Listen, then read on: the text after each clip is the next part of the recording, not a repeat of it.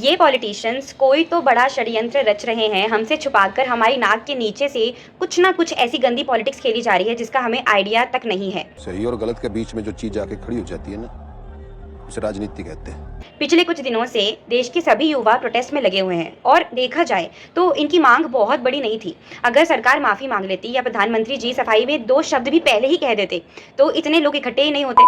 मैं ऐसे लोगों के लिए एक शब्द नहीं कहूंगा। और चलो प्रोटेस्ट की नौबत आई तो आई, उसके बाद ये आंसू गैस, लाठी चार्ज वगैरह करके ऐसा लग रहा है कि जानबूझकर लोगों को भड़काने की कोशिश की जा रही है ताकि सारी सोशल मीडिया का ध्यान इसी तरफ लगा रहे और कोई और किसी और चीज़ के बारे में सोचे ही नहीं। ये गवर्नमेंट बेवकूफ़ नहीं, ओवर स्मार्ट है। एक बार ठंडे दिमाग से सोचने वाली बात है कि किस बात से देश के युवाओं का, जनता का ध्यान हटाया जा रहा है। पता नहीं क्यों ऐसा लग रहा है कि कोई तो बड़ा कांड या तो होने वाला है या हो चुका है। ऑलमोस्ट जून एंड में स्टूडेंट्स और सोनम वांगचुक हंगर स्ट्राइक पर बैठे थे और देखा जाए तो उस टाइम तक हम सबका ध्यान कितनी सारी चीज़ों पर था। लगभग 80,000 करोड़ का द ग्रेट निकोबार प्रोजेक्ट, जिसमें government the great Nicobar island को एक मेजर इकोनॉमिक हब बनाने वाली थी, जिसकी वजह से एक पूरी की पूरी ट्राइबल कम्युनिटी को खतरा है। बहुत बड़े स्केल पे डिफॉरेस्टेशन चल रहा है और जिसके लिए सेव निकोबार पेटिशन भी साइन हो रहे थे। मुंबई में हैवी वाटर क्राइसिस चल रहे थे या चल रहे हैं, जिसके बावजूद सरकार ने मुंबई के साथ साथ और भी बहुत सारी सिटीज़ में हज़ारों करोड़ों के मैसिव AI डेटा सेंटर्स खोलने की परमिशन दी, जिनको millions of litres of water daily चाहिए।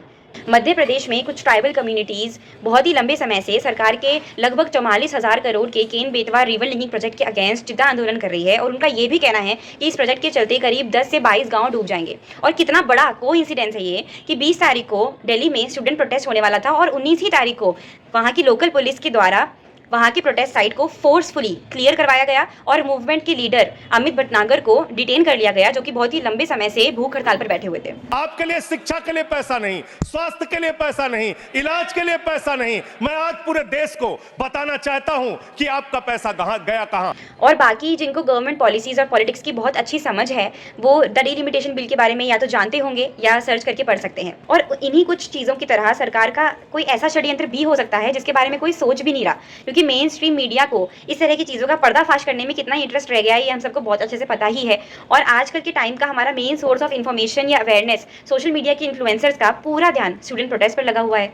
आखिर किस बात से देश की जनता का ध्यान हटाया जा रहा है, एक बार ठंडे दिमाग से सोचिए। मुझे किसी को कुछ कहने की जरूरत नहीं है।